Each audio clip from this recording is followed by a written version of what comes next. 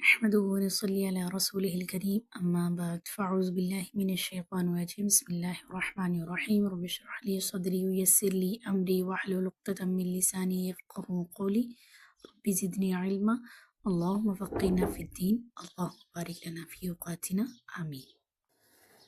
آج کا لیسن آیت 37 to 41۔ بسم اللہ الرحمن الرحیم۔ آیت نمبر 37۔ اس کے ساتھی نے گفتگو کے دوران اس سے کہا، کیا تو اس ذات کا انکار کرتا ہے جس نے تجھے مٹی سے پھر نطفہ سے پیدا کیا پھر تجھے پورا آدمی بنا دیا۔ اب یہاں پہ کس کی بات کی جا رہی ہے کہ وہاں پہ جو پچھلی آیت میں جیسے ہم نے پڑھا تھا کہ جو اس کے کافر ساتھی تھا، ٹھیک ہے، جو مشرک تھا، اس نے وہ اترایا تھا نا اپنی نعمتوں پر کہ میرے پاس تو یہ سب کچھ ہے اور میری جنت یہی ہے، وہ سب کچھ اس نے کہا تھا۔ تو اس کا ساتھی اس کے آنسر میں اس کو کیا کہہ رہا ہے، بہت تحمل مزاجی سے اس کو کیا کہہ رہا ہے کہ اس کے ساتھی نے گفتگو کے دوران اس سے کہا، کیا تو اس ذات کا انکار کرتا ہے جس نے تجھے مٹی سے اور پھر نطفہ سے پیدا کیا۔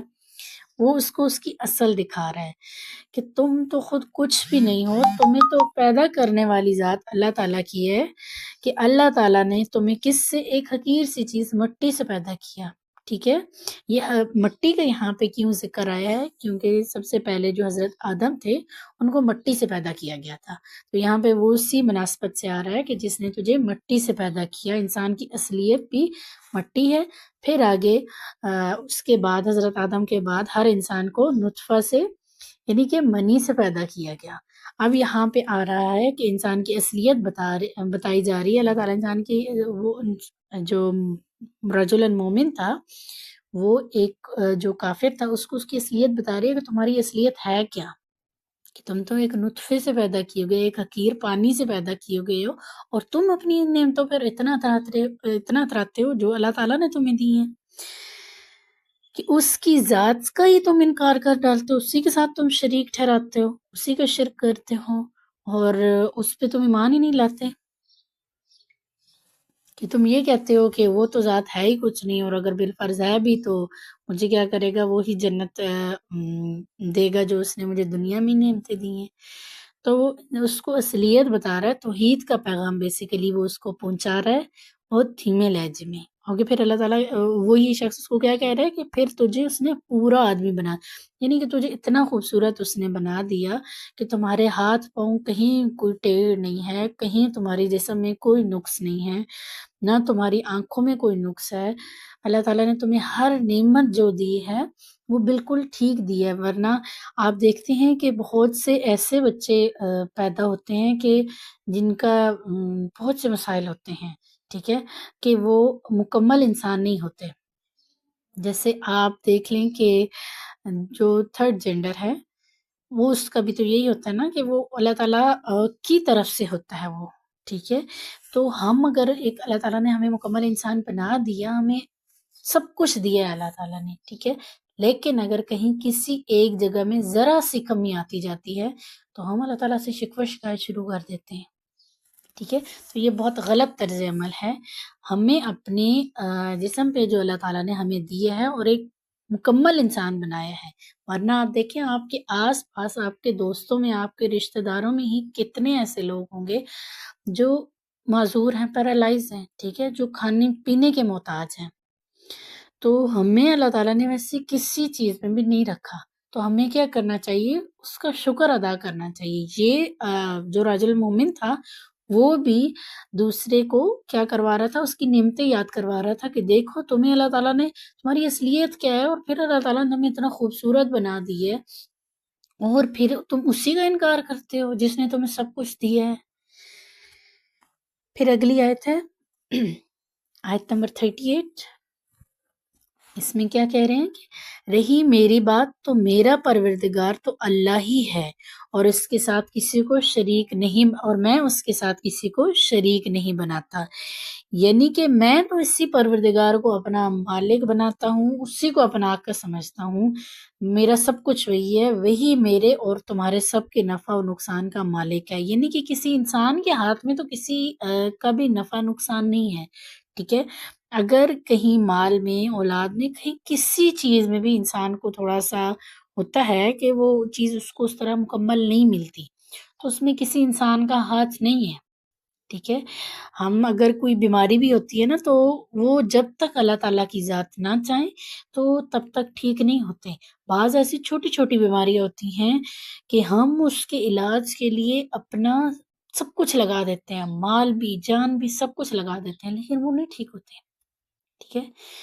اور بعض اتنی بڑی بیماریاں ہوتی ہیں کہ صرف تھوڑی سی ٹریٹمنٹ سے وہ بالکل ٹھیک ہو جاتی ہیں۔ تو یہ کیا ہے، یہ ہر چیز نفع نقصان کا مالک اللہ تعالیٰ کی ذات ہے۔ بعض دفعہ ہمیں جو ہمارا بزنس ہوتا ہے یا جو بھی جاب ہوتی ہے اس میں کچھ اس طرح کا ہمیں نقصان آ جاتا ہے کہ ہم نے سوچا ہی نہیں ہوتا، ٹھیک ہے؟ تو اس کا ہم کیا کرتے ہیں، ہم اس کا الزام کسی دوسرے پر نہیں لگا سکتے، کیوں؟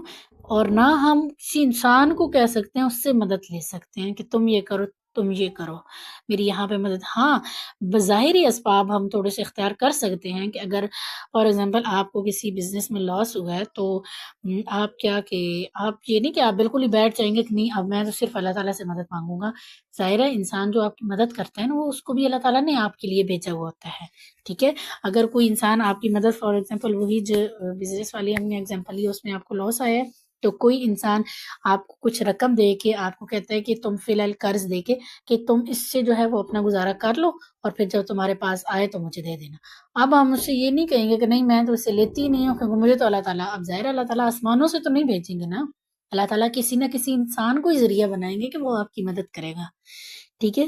تو یہ پھر یہاں پہ یہ شخص کیا کہہ رہا ہے کہ میرا جو مالک ہے نا وہ اللہ تعالیٰ ہے، میرا نفع نقصان یا مجھے اگر کہیں پہ اللہ تعالیٰ نے مال کم دیا ہے نا، دنیا کی آسائشیں کم دی ہیں تو وہ اللہ تعالیٰ کی ذمہ ہے، ٹھیک ہے؟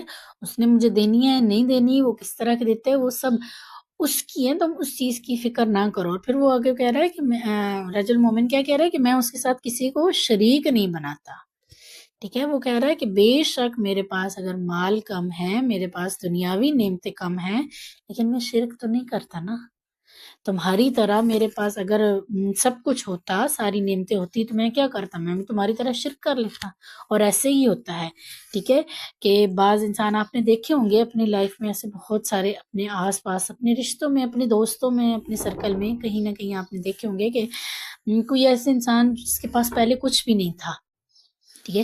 وہ اللہ تعالیٰ کا بہت زیادہ عبادت گزار تھا یا بہت اچھا انسان تھا، اخلاقی طور پر بھی لوگوں کے ساتھ اس کے معاملات اچھے تھے، ہر طرح کی وہ دوسروں کی مدد کرتا تھا، بہت اچھا تھا۔ لیکن جیسے ہی اللہ تعالیٰ نے اس کو تھوڑا سا عروج دیا، اس کو نعمتیں دیں، نعمتوں سے نوازا، تو وہ کیا، وہ پھر گیا، ٹھیک ہے؟ اس نے کسی کو منہ لگانا بھی بہتر نہیں جانا، یعنی کہ وہ نہ اس نے کسی کی مدد کی، بالکل ہی وہ کٹ گیا ہم سے، بالکل ہی الگ ہو گیا۔ تو یہ کیا ہے، یہ بھی پھر اسی میں آتا ہے کہ بعض دفعہ جب ہم کہتے ہیں نا کہ ہمارے پاس مال کی کمی ہے تو یہ بھی اللہ تعالیٰ کی ایک نعمت ہوتی ہے کہ ہو سکتا ہے ہمارے پاس ہمارا مال ہے تو ہم اللہ کی نافرمانی پہ اتر جائیں، ٹھیک ہے؟ تو اگر مال کی کمی ہے تو اس میں ہاں اللہ تعالیٰ سے یہ ضرور کہیں کہ اللہ تعالیٰ مجھے تو اتنی دیں کہ جس سے میری ضرورتیں پوری ہو جائیں۔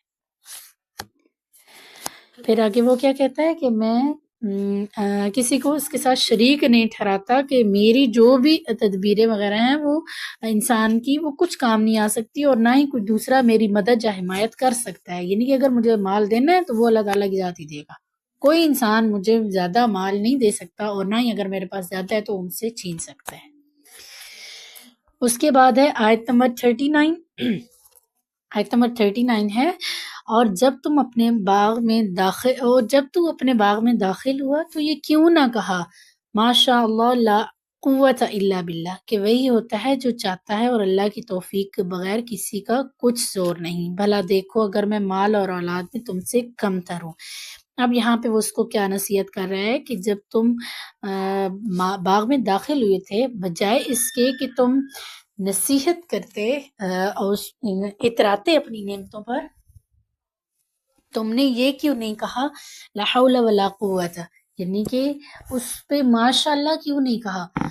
تو اس میں یہ ہے جیسے پیچھے ہم نے پڑھا تھا کہ کوئی بھی دیکھ کے کوئی بھی کام جس کو ہم وعدہ کریں تو اس پہ ہم نے انشاءاللہ کہنا ہے، تو یہاں پہ ہمیں ایک طرح سے کہا جا رہا ہے کہ ماشاء اللہ کہنا ہے۔ کب کہنا ہے؟ کہ جب بھی کسی کی کوئی نعمت دیکھیں، اگر کوئی خوبصورت لگ رہا ہے، ٹھیک ہے، آپ نے کسی کو دیکھا ہے، کسی نے خوبصورت کپڑے پہنے، وہ خوبصورت لگ رہا ہے، ٹھیک ہے، اس کو فوراً دیکھتے ساتھ ماشاء اللہ کہیں، ٹھیک ہے، کسی کا کوئی ڈریس خوبصورت ہے، کسی کو کوئی بھی نعمت ملی ہوئی ہے تو اس کو فوراً کہیں ماشاء اللہ لا قوت الا باللہ، ٹھیک ہے، فوراً اس کی نعمت کو دیکھتے ساتھ یہ چیز کہیں۔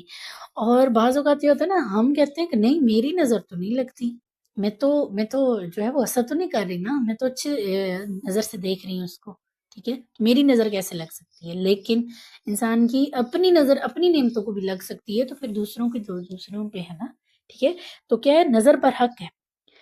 نظر کا کیا آتا ہے، حدیث میں آتا ہے کہ نظر اتنی بری چیز ہے، مفہوم حدیث ہے کہ وہ انسان کو قبر میں اور اونٹ کو ہانڈی تک پہنچا دیتی ہے۔ یعنی کہ ہم بعض اوقات آپ نے ایسے بہت سی انسانوں کو دیکھا ہوگا کہ جن کے ہمارے ہاں عموماً ان کو کیا کہا جاتا ہے کہ یہ کالی زبان والے ہیں۔ وہ اگر کسی چیز کو بھی کہتے جائیں نا کہ یہ بہت خوبصورت ہے یا یہ اچھی لگ رہی ہے، یا ویسے ہی صرف ویسے ہی پوچھ لیں کہ یہ کہاں سے لیے، تو ہماری اس چیز میں کوئی نہ کوئی ایسا ہو جاتا ہے کہ وہ اس چیز میں ہمیں نقصان آ جاتا ہے، یا وہ ختم ہو جاتی ہے، یا اگر برتن ہو تو وہ ٹوٹ جاتے ہیں، کچھ بھی ایسا ہو جاتا ہے، ٹھیک ہے۔ تو پھر ہمیں کیا کرنا چاہیے کہ ہم اگر کسی کی بھی کوئی نعمت دیکھیں، کوئی پھل ہی آپ کو اگر کوئی اپنے گھر کا لا کے دے رہا ہے یا کہیں کچھ بھی وہ آپ کی مدد کر رہا ہے، تو آپ اس کا کہہ دیں ماشاء اللہ لا قوت الا باللہ، کہ اس سے کیا ہوتا ہے، اس سے نظر نہیں لگتی، ٹھیک ہے۔ ورنہ ایسے ہوتا ہے نا کہ ہم اگر اپنی ہی فار ایگزامپل آپ شاپنگ پہ گئی ہیں، ٹھیک ہے، وہاں سے آپ کو کوئی چیز بہت زیادہ پسند آئی، آپ نے وہ خرید لی، ٹھیک ہے، خرید لی، آپ گھر آتے ہیں اس کو بار بار دیکھتے ہیں، لیکن آپ ماشاء اللہ نہیں کہتے، تو کیا ہوتا ہے، اس ڈریس میں کوئی نہ کوئی ایسا نقصان آ جاتا ہے کہ جس ایونٹ پہ آپ نے پہننا ہوتا ہے وہ آپ نہیں پہن سکتے، ٹھیک ہے۔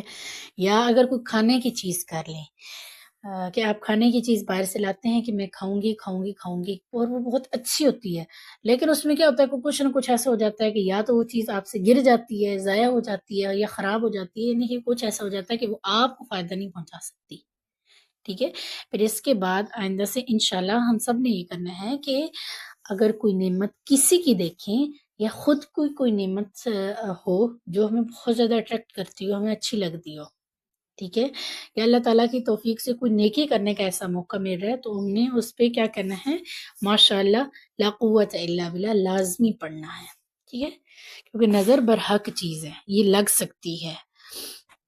پھر آگے وہ کیا کہہ رہا ہے کہ بھلا دیکھو اگر میں مال اور اولاد میں تم سے کم تر ہوں، کہ وہ کہہ رہا ہے کہ اگر بے شک میں مال اور اولاد میں تم سے کم تر ہوں، لیکن میرا اس طرح کا طرز عمل نہیں ہے کہ میں اللہ تعالیٰ کی دی گئی نعمتوں پہ اتراؤں، ٹھیک ہے، اللہ تعالیٰ کی دی ہوئی نعمتوں پر میں تکبر کروں، غرور میں آ جاؤں، میں یہ نہیں کرتا، میرے پاس نعمتیں نہیں ہیں لیکن میں تمہاری طرح کا بھی طریقہ نہیں رکھتا۔ اور پھر آگے وہ اس کو یاد کروا رہا ہے اگلی آیت میں، آیت نمبر 40 میں، کہ تو عین ممکن ہے کہ میرا پروردگار مجھے تیرے باغ سے بہتر باغ عطا کر دے اور تیرے باغ پر آسمان سے کوئی آفت بھیجے جس سے وہ چٹیل میدان بن کر رہ جائے۔ یہاں پہ وہ کیا کہہ رہا ہے اس شخص سے، مشرک سے، کہ ایسا ممکن ہے کہ اللہ تعالیٰ ایسا کریں کہ تمہارا جو باغ ہے جس پہ تم اتنا اترا رہے ہو، اتنا غرور کر رہے ہو، جس کا تم شیخیاں بکا رہے ہو سکتا ہے اللہ تعالیٰ مجھے اس سے اچھا دے دیں، ٹھیک ہے، تو تم اس چیز پر اتراؤ نہیں۔ اس کو ایک قسم کا وہ روک رہا ہے، اس جو وہ غلط عمل کر رہا تھا، اترا رہا تھا نا، اپنے آپ کو سب کچھ جانا تھا، وہ ایک قسم کا اس سے روک رہا ہے کہ تم ایسے نہ کرو، ہو سکتا ہے کہ اللہ تعالیٰ تو اس سے بہتر مجھے دے دیں جو تمہارے پاس ہے۔ اور پھر آگے وہ کیا کہہ رہا ہے کہ اور ہو سکتا ہے کہ تیرے باغ پر آسمان سے کوئی آفت بھیج دے، یعنی کہ جس چیز پر تم اتنا اترا رہے ہو، لوگوں میں اکڑے پھر رہے ہو، تو اللہ تعالیٰ کی ذات ہے، وہ راتوں رات تمہارے اس چیز کو ختم بھی کر سکتا ہے، جس پہ تمہیں اتنا ناز ہے، ہو سکتا ہے آسمان سے کوئی ایسی آندھی آئے، کوئی طوفان آئے، اولے پڑتے ہیں، تمہارا یہ باغ فوراً سے ختم ہو جائے۔ آسمانی آفتوں میں یہی چیز آتی ہے نا، کہ تمہیں نہیں پتا کہ یہ چیزیں کیا کریں کہ تمہاری ختم ہو جائیں، اللہ تعالیٰ کی طرف سے کوئی ایسا عذاب تم پر آئے جس پہ تم اترا رہے ہوتے نا، وہ منٹوں میں ختم ہو جائے، ٹھیک ہے۔ تو ایسا ہی ہوتا ہے نا کہ بعض چیزیں ہوتی ہیں کہ جن کے اوپر بہت زیادہ اترایا جاتا ہے، تو وہ پھر کیا ہوتا ہے کہ وہ چھین لے جاتی ہیں نعمتیں، کہ اگر فار ایگزامپل کسی کے پاس بہت زیادہ مال ہے تو وہ ہر ایک کے سامنے یہ اتراتا پھرتا ہے کہ میرے پاس یہ ہے، میرے پاس یہ ہے، ٹھیک ہے، دکھاوا کرتا ہے بہت زیادہ، اور لوگوں کو نا مطلب جیسے یہ آدمی کر رہا تھا، شیخیاں بکا رہا تھا، تو وہ بھی ایسے ہی کرتا ہے. تو پھر کیا ہوتا ہے کہ ایک نہ ایک دن آتا ہے اس سے وہ مال چھین لیا جاتا ہے. وہ اس سے نعمت، وہ جو بھی نعمت ہے، چاہے اچھا بولنے کی ہے، اچھا لکھنے کی ہے، وہ اچھا سن سکتا ہے، اچھا دیکھ سکتا ہے، یا کسی بھی قسم کی کسی کی مالی طور پر مدد کر سکتا ہے، کچھ بھی ہے، تو وہ نعمت ایک نہ دن اس سے چھین جاتی ہے اگر وہ اس پہ اللہ تعالیٰ کو شکر ادا نہیں کرتا. ٹھیک ہے. اس کے بعد وہ شخص اس کو کیا کہہ رہا ہے کہ جس سے وہ چٹیل میدان بن کر رہ جائے، یعنی کہ ہو سکتا ہے آسمان سے کوئی ایسی آفت آئے کہ تمہارا باغ بالکل اجڑ جائے، جیسے صاف میدان ہوتا ہے تمہارا ویسا بن جائے، تو پھر تم کیا کرو گے؟ بیسیکلی تو وہ ساری باتیں یہ کیوں کہہ رہا تھا اس سے، تاکہ وہ جو مشرک شخص ہے وہ دین پر آ جائے، توحید کا پیغام وہ سن لے اور اس پر عمل کرے. ٹھیک ہے. اور یہ جو مشرکانہ باتیں وہ کر رہا تھا یہ نہ کرے. کیوں؟ کیونکہ جو مومن ہوتا ہے نا، وہ ہر ایک کا خیر خواہ ہوتا ہے. آپ صلی اللہ علیہ وسلم کا دیکھ لیں، آپ صلی اللہ علیہ وسلم کیسے تھے، وہ کتنے خیر خواہ تھے اپنی امت کے لیے کہ اتنا زیادہ روتے تھے اپنی امت کے لیے. ٹھیک ہے. اور جو منافقین جو مشرک تھے، مشرکین مکہ تھے، وہ کس طرح سے انہوں نے اذیت نہیں دی آپ صلی اللہ علیہ وسلم کو، جسمانی طور پر، ذہنی طور پر، مالی طور پر، ہر طرح سے آپ صلی اللہ علیہ وسلم کو ٹارچر کیا. کیوں؟ کیونکہ وہ آپ صلی اللہ علیہ وسلم دین کا پیغام پہنچا رہے تھے. لیکن آپ صلی اللہ علیہ وسلم خیر خواہ تھے نا، آپ صلی اللہ علیہ وسلم نہیں چاہتے تھے کہ وہ آگ میں جلیں. وہ دنیا میں جس سینہ سے رہتے ہیں، آپ صلی اللہ علیہ وسلم چاہتے تھے وہ آخرت میں بھی اسی طریقے سے رہیں. تو لیکن وہ لوگ تو نہیں مانے. کیوں؟ کیونکہ اللہ تعالیٰ نے نہیں چاہا. اللہ تعالیٰ، ہم نے پیچھے پڑھا ہے نا کہ جس کو اللہ تعالیٰ چاہتا ہے تو وہ ہدایت کی طرف آتا ہے. تو جو ایک مومن ہوتا ہے نا، وہ ہر ایک کے لیے خیر خواہ ہوتا ہے، وہ ہر ایک کو اچھی بات پہنچاتا ہے تاکہ وہ اللہ تعالیٰ کے غضب سے بچ جائے. کیا ہم نے یہ سوچنا ہے کہ کیا ہم خیر خواہ ہیں دوسروں کے؟ چلے باہر کے آپ چھوڑ دیں، فی الحال آپ صرف اپنے گھر والوں تک رہیں. ہمیں اپنے گھر والے کتنے پیارے ہوتے ہیں نا، کتنے عزیز ہوتے ہیں. کوئی تکلیف ان کو پہنچتی ہے تو ہمارا کیا حال ہو جاتا ہے. تو کیا ہم دوسروں کے لیے، اپنے گھر والوں کے لیے دین کے معاملے میں بھی اتنے خیر خواہ ہیں؟ کیا ہم ان کو جہنم کی آگ سے بچانا چاہتے ہیں یا نہیں؟ کیا ہمیں جو دین کی بات پتہ ہے، ہمارا دل چاہتا ہے کہ ہمارے گھر والوں کو بھی پتہ ہو؟ اور اگر چاہتا ہے تو کیا ہم پھر انہیں بتاتے بھی ہیں کہ نہیں؟ اور اگر وہ عمل نہیں کرتے تو کیا بار بار ان کو اس چیز کا کہتے ہیں کہ نہیں کہتے؟ ٹھیک ہے. ان چیزوں پہ غور کرنا ہے. اور اگر ہم ان میں سے نہیں ہیں کہ ہم دیکھیں اور رزلٹ یہ نکلے کہ خیر خواہ نہیں ہے، تو پھر آج سے ہی خیر خواہ بن جائیں اپنے گھر والوں کے. ٹھیک ہے. دوسروں کو بتانا شروع کریں، چاہے ڈیلی کی تھوڑی تھوڑی چیزیں، آپ ایک پوائنٹ بتانا شروع کر دیں کہ ہم نے آج اس سنت پہ عمل کرنا ہے، ہم نے آج یہ کرنا ہے. تھوڑا تھوڑا دین کا بتانا شروع کر دیں. ٹھیک ہے. ان کو جہنم سے آزاد کروائیں. اور پھر اس کے بعد اپنی دوستوں پہ آ جائیں. انسان کو اپنے دوست کتنے عزیز ہوتے ہیں نا، کہ ان کو کچھ بھی ہوتا ہے تو ہمیں قدرتی طور پر خود وہ تکلیف اپنے اوپر محسوس ہوتی ہے. ٹھیک ہے. پریشان ہوتا ہے تو ہم بھی پریشان ہو جاتے ہیں، اس کی پریشانی میں پریشان ہو جاتے ہیں، اس کے دکھ میں دکھی ہو جاتے ہیں، اس کو تکلیف پہنچتی ہے تو ایسا لگتا ہے ہمیں تکلیف پہنچتی ہے. تو کیا ہم واقعی اصل خیر خواہ ہیں اپنے دوستوں کے؟ اپنے دوستوں سے ہماری کیسی دوستی ہے؟ کیا ہم ان کی خیر خواہی چاہتے ہیں کہ وہ دین کی طرف آئیں یا نہیں؟ وہ جیسے ہیں ہم بھی ویسے تو نہیں بن رہے. ٹھیک ہے. اگر ہم ویسے نہیں بن رہے تو یہ تو نہیں ہے کہ ہم ان کو بالکل ویسے چھوڑ رہے ہیں جیسے وہ کر رہے ہیں. ایک تو وہ انسان ہوتا ہے نا کہ جو اپنے دوستوں کو اب میں ایسے کرتا ہے کہ وہ اس کے دین پر، جیسے حدیث میں آتا ہے دوست کے جو انسان ہوتا ہے وہ اپنے دوست کے دین پر ہوتا ہے. دوستوں میں بھی آگے کیٹیگریز ہوتی ہیں کہ کیا ہم ایسے دوست ہیں کہ جو اگلے کی جس طرح کا وہ عمل کرتا ہے ہم بھی ویسے ہی ہوتے جا رہے ہیں. ٹھیک ہے. ایک یہ کیٹیگری. دوسری وہ ہوتی ہے کہ جس سے انسان اپنے عمل میں تو اس کی کوئی چینج نہیں آتا، لیکن وہ اگلے جو برا عمل اس کا دوست کر رہا تھا وہ اس کو بھی اس سے نہیں روکتا. اور سب سے جو بہترین دوست ہوتا ہے وہ کون سا ہوتا ہے؟ وہ خود بھی نیک عمل کرتا ہے اور دوسروں سے بھی کرواتا ہے، اس کو ابھارتا ہے. ٹھیک ہے. ہم اپنی باتیں دوستوں سے کیسے منواتے ہیں کہ ہم لڑ جھگڑ کے منوا لیتے ہیں نا جو ہم نے منوانی ہوتی ہے. تو کیا ہم دین کی بات ان سے نہیں منوا سکتے؟ ٹھیک ہے.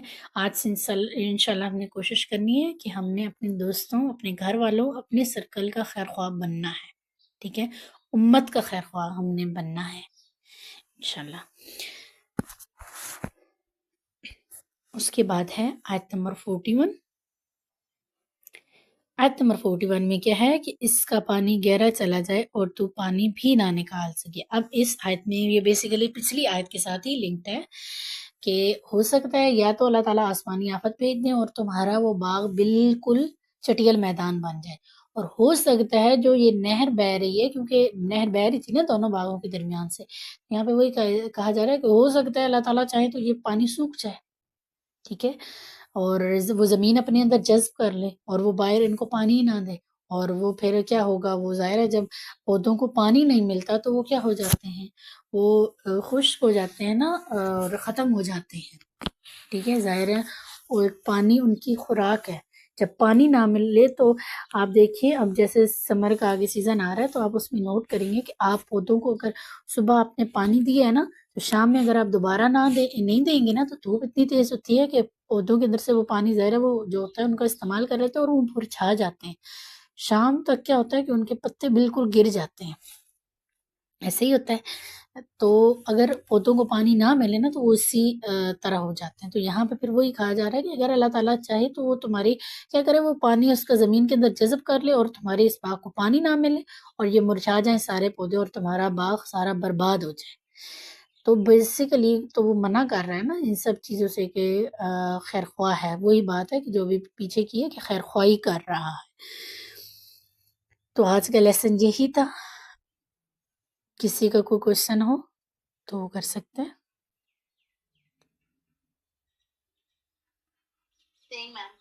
کلیئر ہے سب کچھ؟